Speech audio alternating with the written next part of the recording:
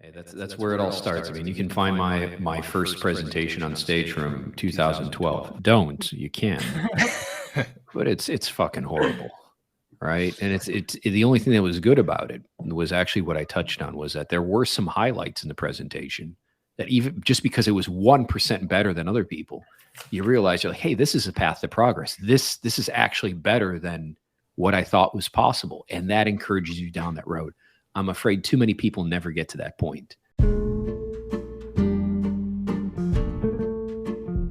Welcome to the Linen Suit and Plastic Tie podcast. This is the podcast where we dissect and analyze the immensely powerful art of storytelling, and we learn how to harness it to supercharge our everyday lives. I'm Gaurav. And I'm Kevin. Kev, you know I have some strong opinions, some hot takes. Oh, you do? If you can't hear, Kevin's voice is dripping with sarcasm because I'm known to go off for like a long time on like very small things. And one of those things is the saying, don't judge a book by its cover. And let me explain here. I mean, physically for judging books. I'm talking paperback books, okay? I'm not talking about life or identity. I'm talking about physical paperback books. I am constantly judging the books I buy based on the cover. If there's something with a really cool cover, like a rabbit falling down some sort of hole, and it's like colorful and looks weird, I'm gonna pick it up and see what that is. I'm constantly comparing books by their cover because that's what draws me in. Because, covers of books are such a unique, important part of storytelling because it's marketing. It's all just marketing. You design a cover, illustrate it, pay someone to sell your book because that first view of shelf space is so important to the industry. Is that why you have such a ridiculous collection of comic books? How many have you have? Oh, well, I guess the closest number is, as my parents put it, too many. That's a number. Okay. Obsession is also words been used. Problem, go make some friends. Anyways, but when we pick something up and we look at it, in seconds our brains take jumps, our brains make assumptions. So creating art that captivates someone and pulls someone in, that's as much storytelling as what's in the book. That's all I'm saying. So next time when you're comparing books and judging them by their covers, ask yourself this: what story is this cover telling? And why am I so intrigued by it? And will that relate to the story inside? And to segue into this week's guest, we are talking with someone who has a really interesting book coming out that I really like the cover of. Kevin, who are we talking to today? Neil Hoyne is our expert storyteller for the week. Neil is a fellow UCLA Anderson alum who graduated in 2009. Not the easiest time to find a job back then, but Neil found his way into analytics out of business school, eventually found his way into Google and has been working there for the past 10 years. He right now serves as the Chief Measurement Strategist there. I was fortunate enough to have met Neil at a campus event, shout out UCLA MSBA, and was so captivated by his stories and insights that I thought, we just have to get him on the show and learn more about him. And it's going to be a really fun one where we talk about storytelling in the business world and for technical people and beyond. And we're going to talk about his new book, Converted, the data-driven way to win customers' hearts. Full confession, I don't read a lot of data books, but this is one where I'm actually really drawn into. So let's get into it. Today, we are so glad to be joined by Neil Hoyne, who is a great storyteller. I will tell you his story, but I should really leave it to him to tell his own story. So, Neil, to start us off, can you tell us a little bit about yourself? What is your story?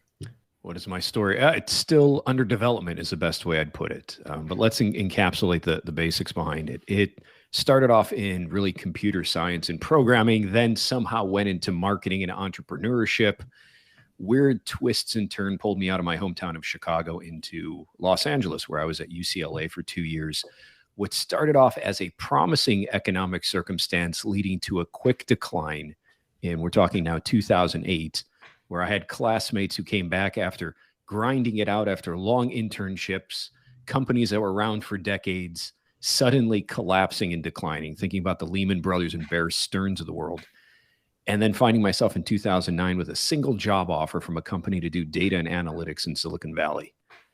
So went north to work for that company. We're in the second week of that job. They laid off a third of the company, which was a sobering moment.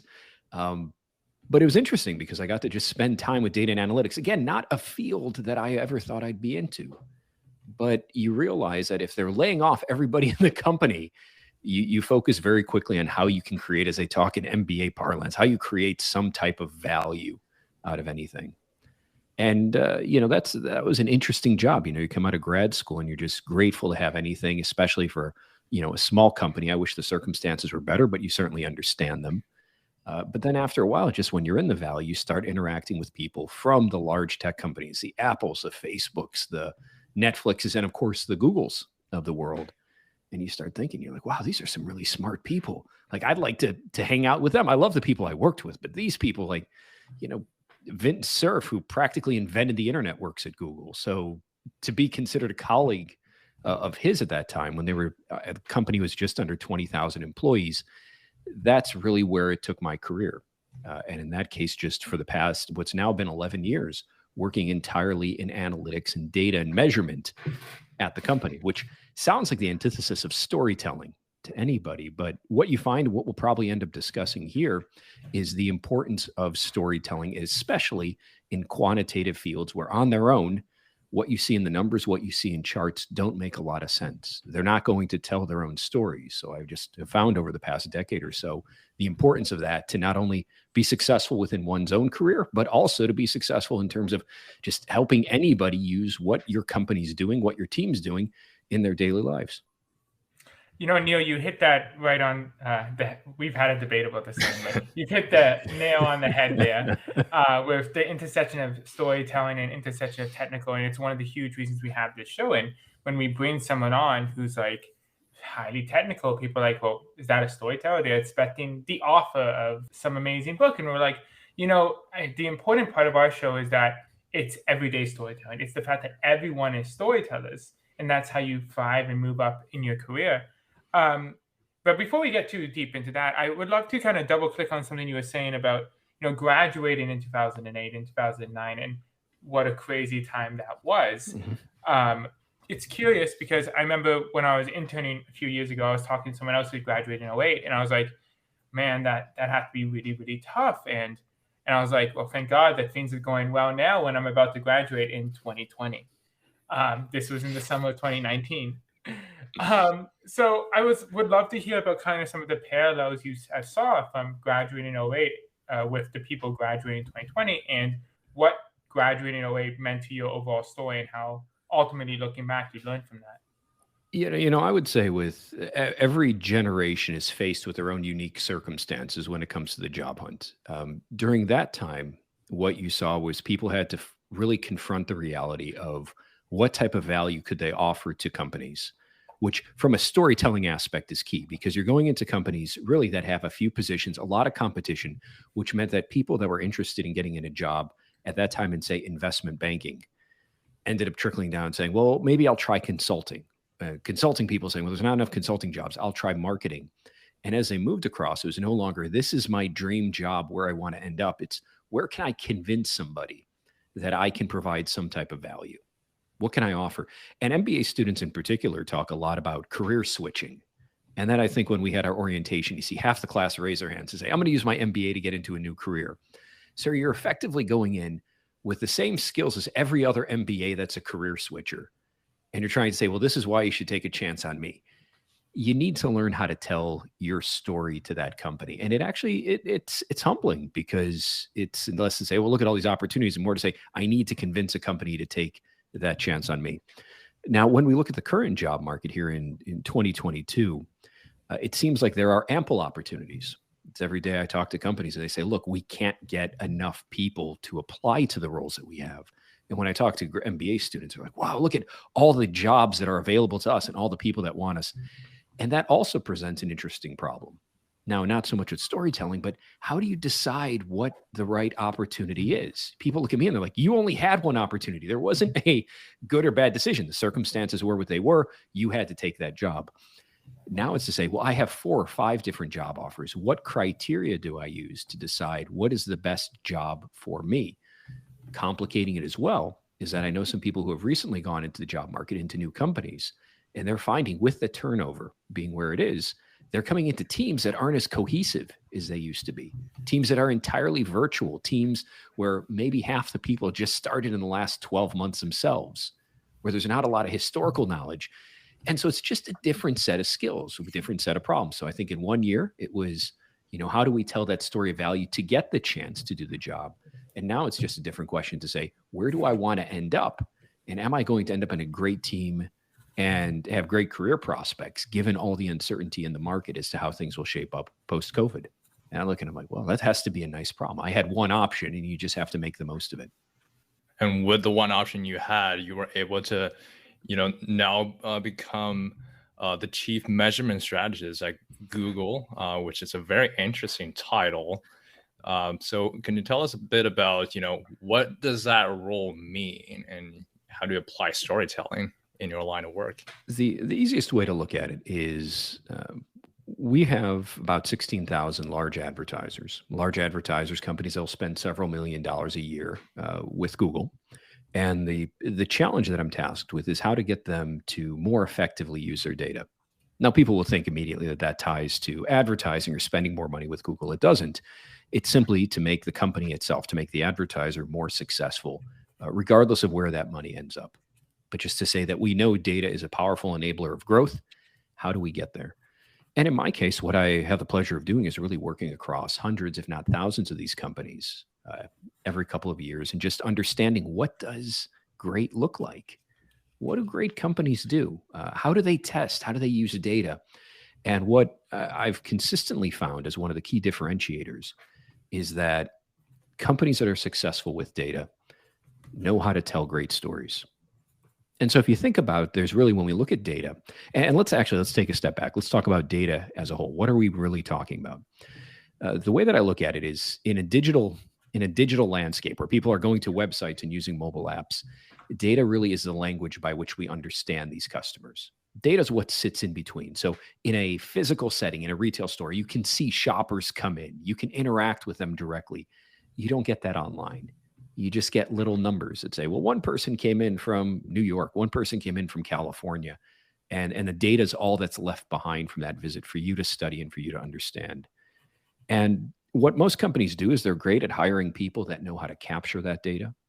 So build cloud systems, if you will, to integrate it. They know people that are really good at analyzing that data, to build reports and dashboards. They're just now learning that importance of storytelling to say, how do we hire people that can make sense of these reports and these dashboards and tell other people in the organization what the hell any of it means?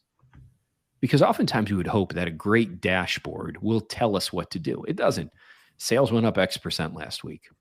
Why does that matter? What do I do next?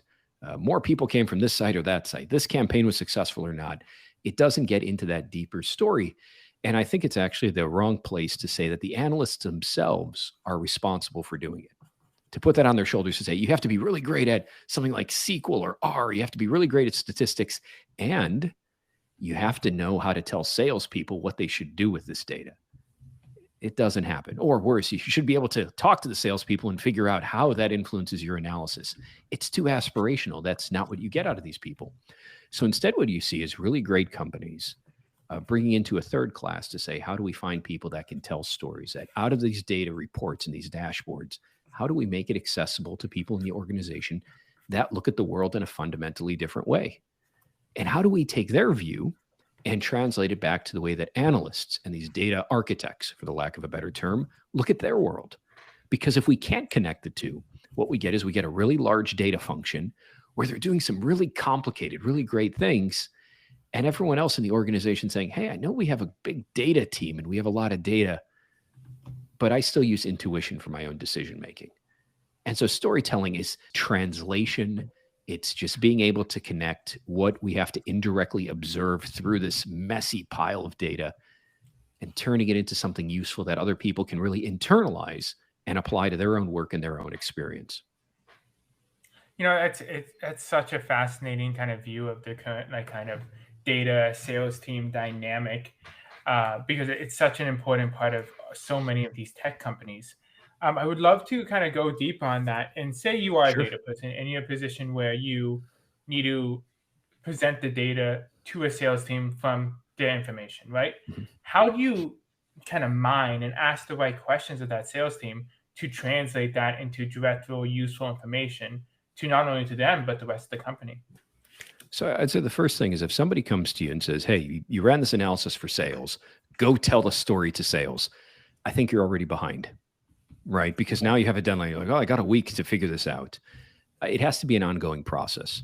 Now, the part that I find most successful, both through my own work and through observing other companies, is that the data and analytics teams, people that are working with this data, are constantly challenged to tell their story to other people. They don't wait for presentations. They don't wait for single moments. It becomes part of their job. And the most successful people, believe it or not, at this, have built an audience, honestly, of people that don't care at all about their work. Now, when you talk to other data and analytics people, like if I talk about machine learning or AI to other people who are interested in AI and machine learning, it is a natural audience. We connect, and the bar is much lower for the story that I'm about to tell because they already showed up. They self-selected and said, I'm interested in this. I'm curious about the people that just really have no idea what I'm doing. Now, in the past, I sometimes borrow with my wife. She loves the work that I do, and she's great at listening, but there was a time where it was like, look, she started off in healthcare. Well, what interest does she have in advertising? And that indirectly taught me, well, how do I make this relevant for someone that really doesn't understand the language? But that's also accelerated to now where some of the best coaches I work with through Google are actually actors. So this is kind of strange that I work with talented actors. This guy, his name's Mark Dannenberg out of Chicago, and he also does coaching. And I have to try to tell him my story. This is the exercise we do. This is why I work with him as a coach, is because he has absolutely no background in marketing or data science. And so terminology that we use confidence interval, it means nothing to him. Now, everybody else that's played around with analytics, okay, I know what confidence intervals are. I know what sample sizes. I use that in a story, and immediately he's going to raise his hand and be like, I'm lost. What did you just say? And so the first thing you want to do is, if you want to become a great storyteller, so you have to find people that will challenge your assumptions in your language, that will simplify the language down. Things that if you're presenting in front of large audiences, there's not going to be a sales executive that raises their hand. It's like, hey, so I'm the VP, but I have no idea what you're saying, and you're only on slide 2. Instead, they're just going to be very polite, and they're just going to follow along, but it loses its effectiveness. You lose their interest. And so the first thing is to understand someone that can challenge that language. The second thing is, if they have no interest in your subject, how do you keep them around? Generally audiences are very polite. They will sit through in your entire presentation. You need to find an audience that they're going to move on to another subject. They're going to direct the conversation, and you need to figure out how you can capture their attention. And then the third challenge in the area that you develop on is, how do you craft a story that plays to their experiences, their intuition, and their view of the world? In other words, how do you tell a story that after they leave that story, not only do they remember how they feel, but they can internalize the lesson in their own work? They're not simply repeating your words and saying, oh, if only I had that sheet back. It's the takeaway of any story. They have to realize how they felt and how it's going to change the work that they do. Now, that's all to say that if you're presenting to these types of groups, these audiences, you have to start on this early. You have to engage these groups early to figure out how you start telling the stories of your work instead of waiting for the big presentation. If you wait for the big presentation to say, I'm just going to craft one great story, you better hope that you have a lot of months to catch up on the work that you should have been putting in early on. It's something we talk about a lot here, that idea of people speak in different languages, They do. It's about understanding the words they're using. So it's kind of like talking to the sales team and getting a good understanding of what matters to them. Yes. And sometimes it's even just listening. It's sitting in on their presentations and realizing how they tell stories to each other. And I encourage you to get a sense as to, and this is really exposure to different types of stories, if we really distill it down, to say, how do salespeople versus consultants versus, say, VCs, talk about storytelling? How do they use, what language do they use? And some of it is kind of fun to chuckle at. Whenever I work with people in finance, like whenever they ask a question, somehow it always relates where they're always going to say, hey, can you give me more color on this? Or if I ever ask them a question with consultants, they know the exact slide in a deck and they can't answer that question without first referencing the slide. Be like, so how do you think about this market? Well, and they always like, if you look at slide 62, like we answered that and you should have memorized the deck. That's the way they perceive problems. And that's fine. But that's their expectation when I go in to present. They expect to have the slides and the reference materials in front of them. That's their baseline. Now, you have all those individual groups and you want to get that exposure. But I still say for any great storyteller, the idea is almost, and this is kind of that, if you had like a Maslow's hierarchy equivalent of storytelling, this would be at the very top, is to say, can you build a story? Can you tell a story that transcends the work boundaries, the organizational boundaries, something that talks to people in their real life experiences? So let's make this practical for everyone listening here. If we're talking about a story, and I work in advertising, if I talk about a story in the context to say, this is what you should do to your website, all right, you should position it this way and ask these questions, then it's going to be in the view of the context. For a salesperson, well, I don't control the website. For a website designer, is this good UX? But if you transcend that and you say, let's talk about your experience as a customer on other websites. Well, now all of a sudden, everyone has been in that position. That's a shared background, a shared view that you can build from. They can all picture themselves going to a website, interacting as a customer, frustrations they feel with other stores, other retail sites they've been on. And you can build from that to show what the opportunity is. And then they can figure out how to apply it into their own role. So if you're really good with storytelling, you're able to kind of pull people out of their specific role and bring it to something that's broader and more generalizable, which gives you a larger audience and is honestly a lot more fun.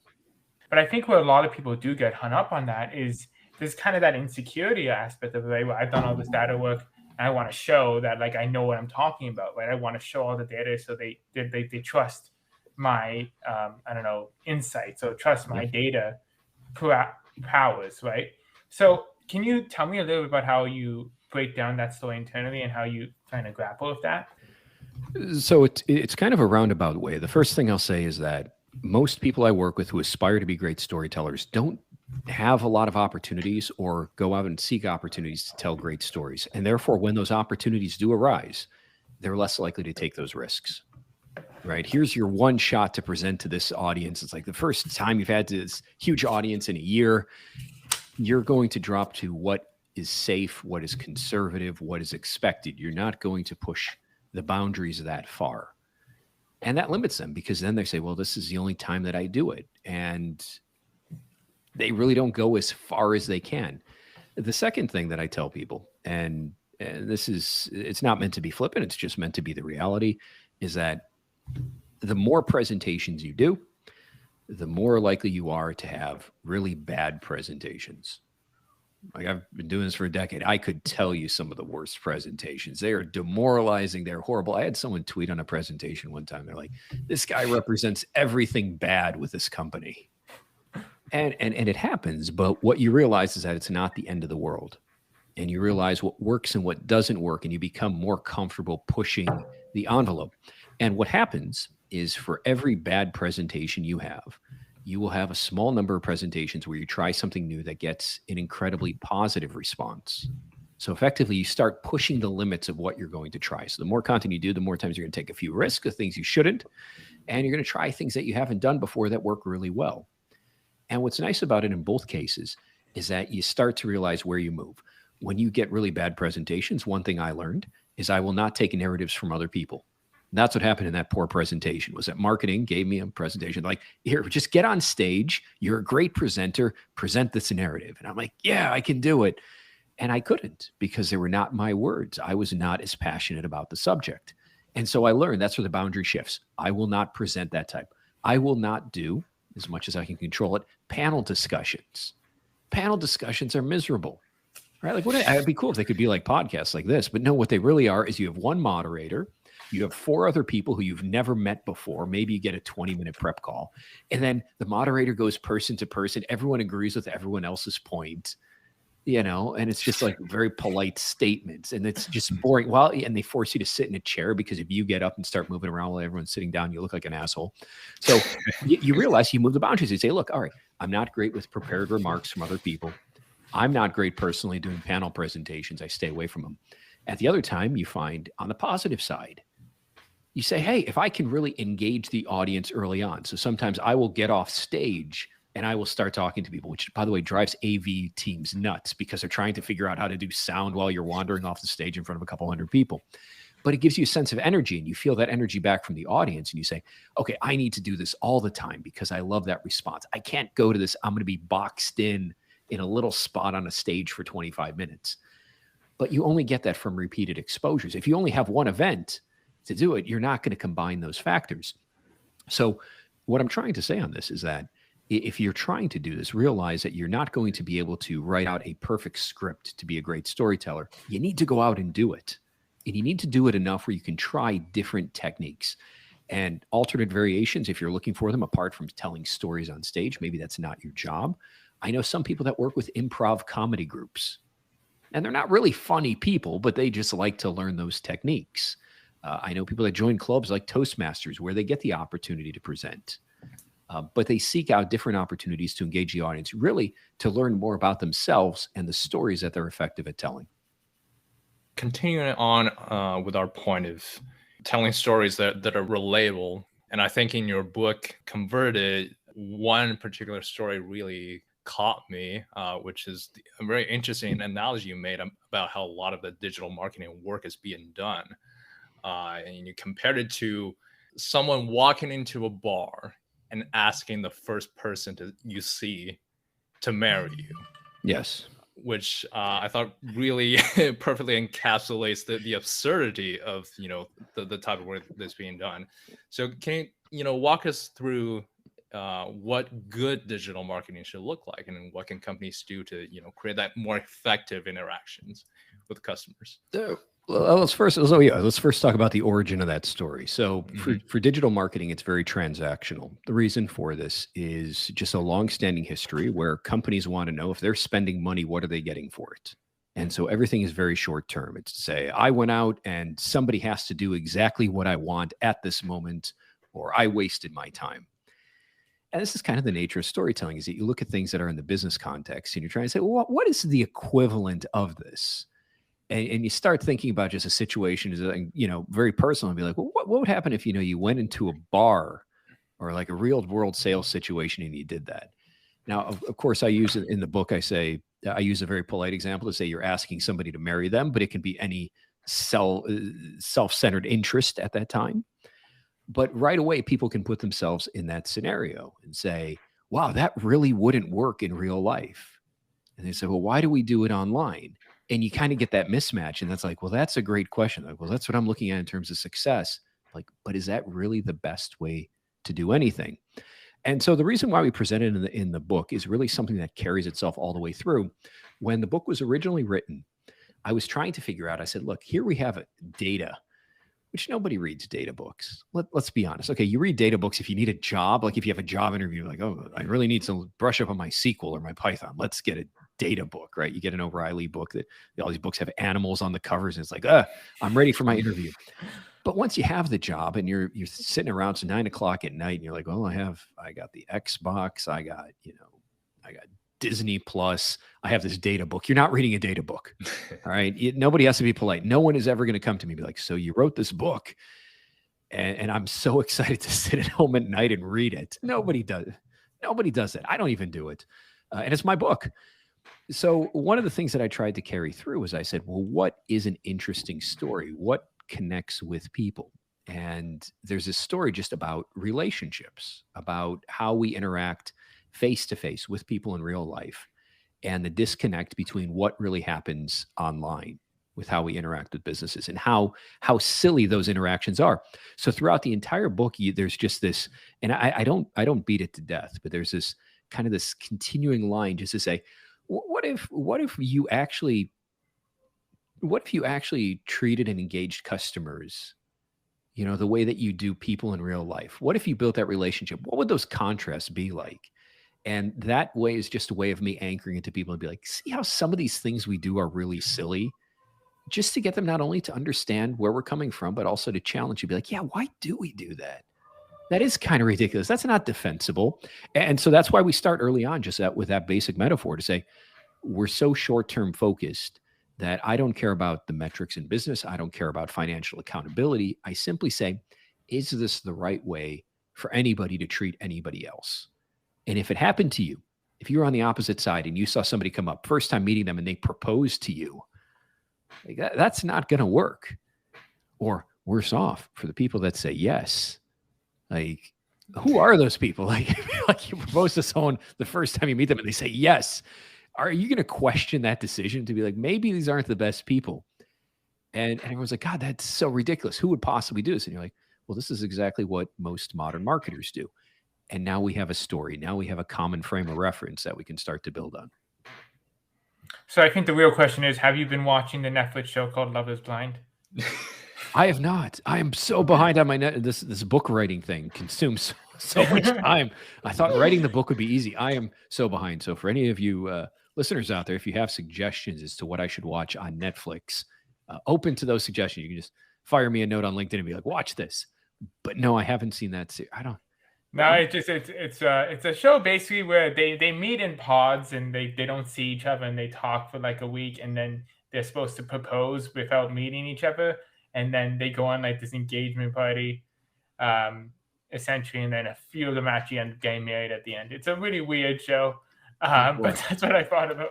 Even having a week is better than what most marketers do in terms of building relationships. And from a larger marketing side, I was speaking to a gentleman who's a fantastic restaurateur out of New York City, and I asked him how he looks at it, how he looks at this balance of data, and he actually has an interesting analogy that I love. He's like, it's very similar to the Wizard of Oz.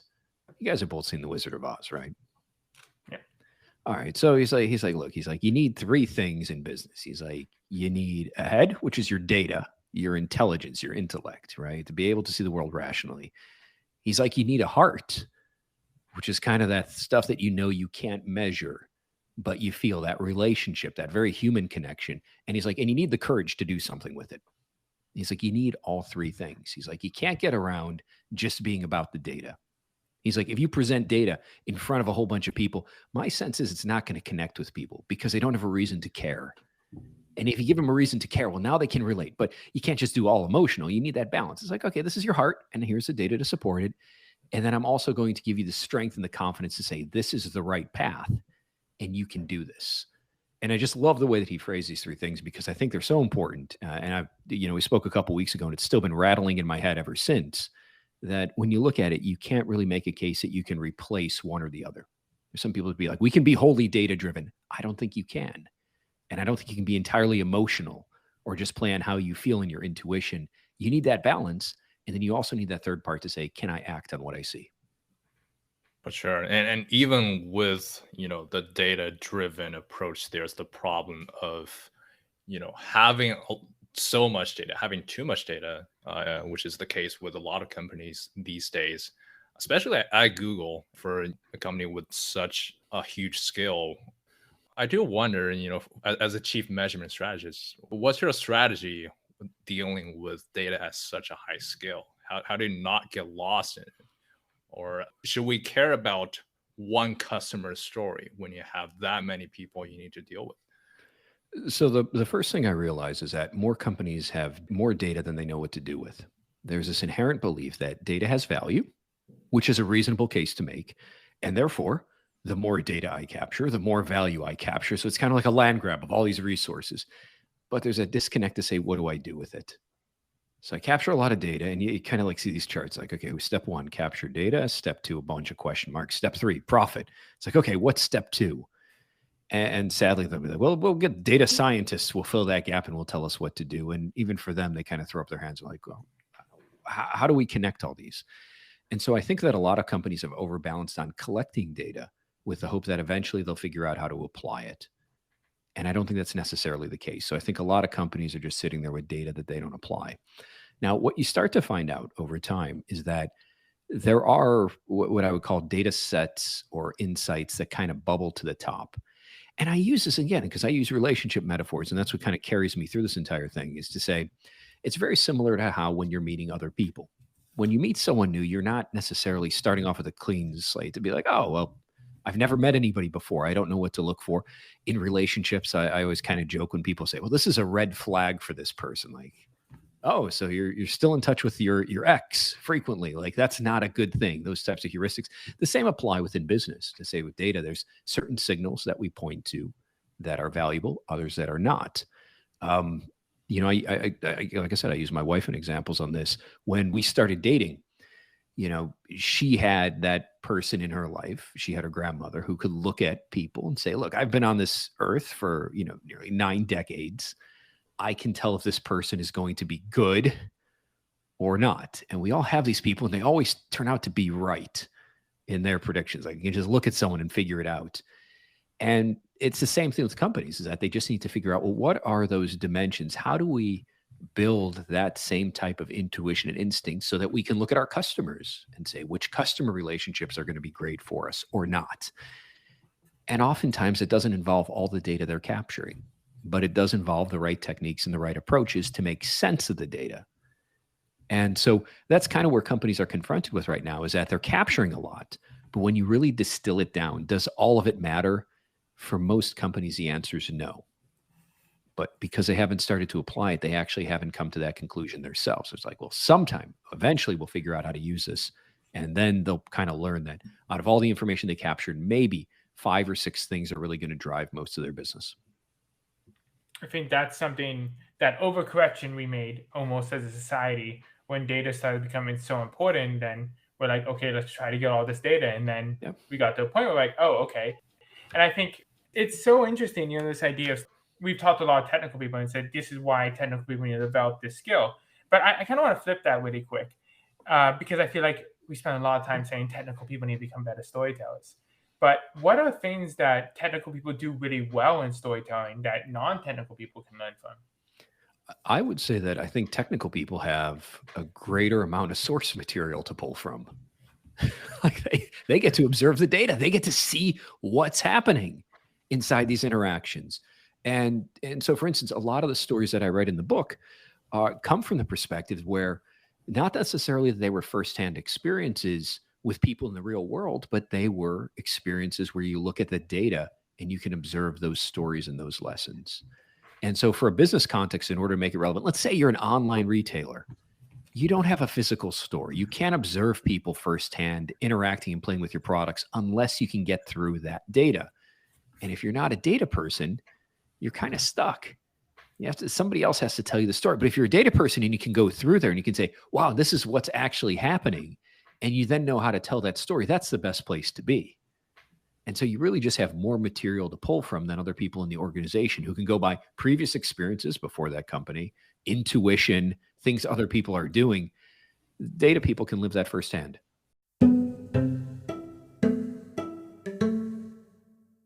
To close out every one of our episodes, we have this segment called Suspenders. It works like this. We ask you a fun random question that's unrelated to anything at all. Okay. And you give us any answer you feel like. All right. Oh, this will be fun. Go, hit me. All right. Question of the day. What is an incredibly strong opinion that you have that is completely unimportant in the grand scheme of things? Oh, who's going to win tomorrow's football game with the 49ers? Sorry. Sports are things. I was talking to a gentleman, actually a good friend of mine down at UCLA, is a diehard Green Bay Packers fan. And for those of you that are interested in American football, that team is playing the hometown team here, the San Francisco 49ers. We recorded this episode a while back, and when this episode comes out in February, the NFL season is obviously over. But you get his point. It is completely unimportant. We'll forget about that game very, very shortly. That, I would say, is any predictions about the future. If you really want to go further, you can talk about my perspective on crypto and NFTs. I'm not sure it's important to anybody. I'm sure Gruff has a thing or two to say Oh, about I it. mean, we could talk about this for a whole episode. If you can fit it in before you have to leave, sure. No. They had like they always have these threads on Reddit where it was like, what can you do to trigger this group faster than anyone? It's like if you ever put anybody there with like NFTs, I'm sure I could probably do it. And I'm mindful of doing it because the only time where those opinions become incredibly important is that inevitably someone 10 years, 15 years down the road, when you get your prediction wrong, brings it up as evidence for why you're unqualified to make any determinations about the future of some type of emerging technology. So I'll refrain from that. Generally, if you were to ask me anything about sports or what's happening on blockchain, I think it would fall into that category. For sure. I love the answer. Very cognizant of how the internet works.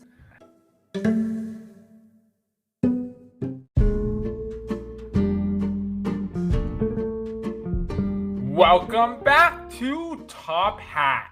This is the part of the episode where we dissect and analyze some of the key insights and learnings we got from this week's expert storyteller. And this week we had someone truly amazing, Chief Measurement Strategist at Google, Neil Hoyne. He is a perfect intersection of marketing, data, sales, and technical. So we got someone who's applied in kind of both worlds. Yeah, absolutely. And right off the bat, I think one of the most important things we talked about is that as someone in a technical role, we would tend to think that communication or storytelling is a skill that technical people would be lacking, but it is also important to remember that as someone in a technical role, we also have the unique storytelling advantage in that we have the closest access to the source material, which is the data, the technicality. That's important to keep in mind that we're actually off to a great start in storytelling because we have plenty of materials to start with. Yeah, and kind of double clicking on that too. It's something like we talk to a lot of amazing technical people on this show because something that is often overlooked is people think, oh, technical people are great, but they have to develop their storytelling. That's what they're missing.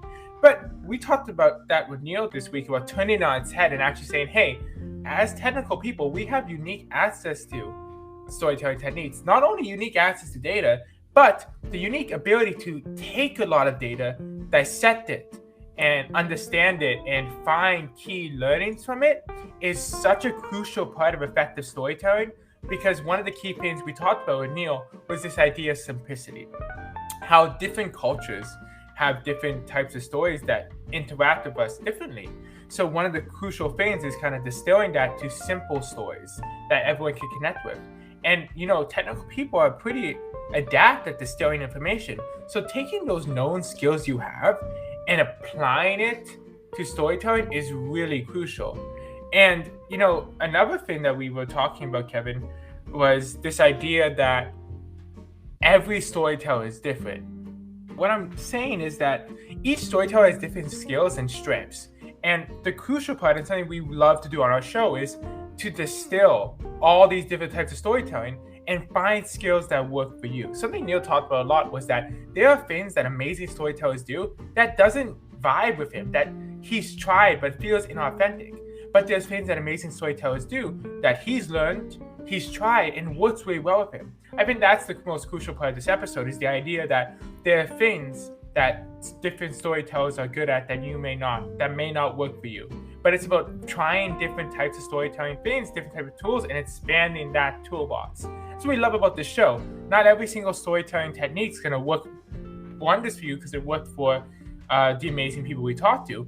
But learning parts of it, adapting it, and listening, that's crucial to becoming your own unique, fully formed storyteller. And to be able to get enough trials to try things out and practice and hone your skills, don't just wait for that one big final presentation to tell your story. As Neil told us about, storytelling can be an ongoing process. You can have multiple interactions with your stakeholders or with the customers rather than just at the occasion of that one big campaign or one big meeting. As you're pulling your data and you're looking at your numbers and signals, talk to your business stakeholders and try to communicate your findings with them. See if there's anything interesting there, and see what they want to look for next, so that you're connecting with their worldviews and values. And that is storytelling. And that is how you improve. Not only will you be able to get enough practice at storytelling and communicating, but this is how you do effective analytical work. Couldn't have said it better myself. This has been another great episode of the Linen Student Placetai. Make sure to check out Neil Hoyne's book, Converted, the Data-Driven Way to Win Consumers' Hearts. Available on shelves February 22nd. I'm Gaurav. And I'm Kevin. Leave us a comment or review wherever you listen to podcasts and let us know what you're thinking. Yeah, and follow us at LSPT Pod on Instagram and connect with us. We really want to hear more from you, and we want to hear about your stories too. Have a good one. You know, the thing that you're doing, which I think is important, is that simply for audiences to recognize, and I push this even with UCLA, was that, you know, you need to look at storytelling as probably one of the most critical skills, but most underrated. Because storytelling is humans. So we're like, fuck, I can tell a story. Who can't tell a story? And you're like, no, really. Telling a story to a large audience that intrigues everyone when they have no reason to be there, that is a hard skill that even I haven't mastered. But you need to start somewhere. And so the fact that you're continuing to evangelize the importance of that and bring on guests that will talk about it is all helpful in getting people to really carry the recognition and respect for it that it deserves, in my opinion.